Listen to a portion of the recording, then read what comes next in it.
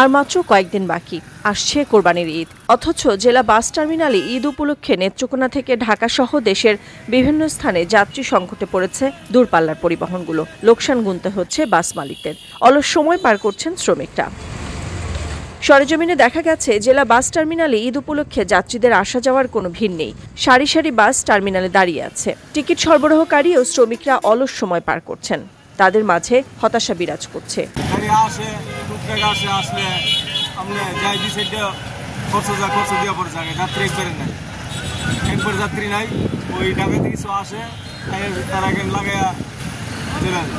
যাত্রী সংখ্যা কম, যেহেতু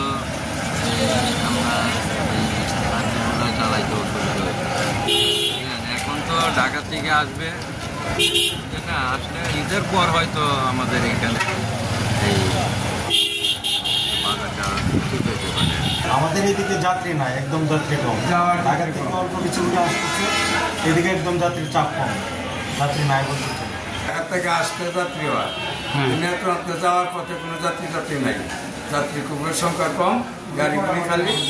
ঈদের পরে চাপ হবে এদিক থেকে ঢাকা যাওয়া লাগে।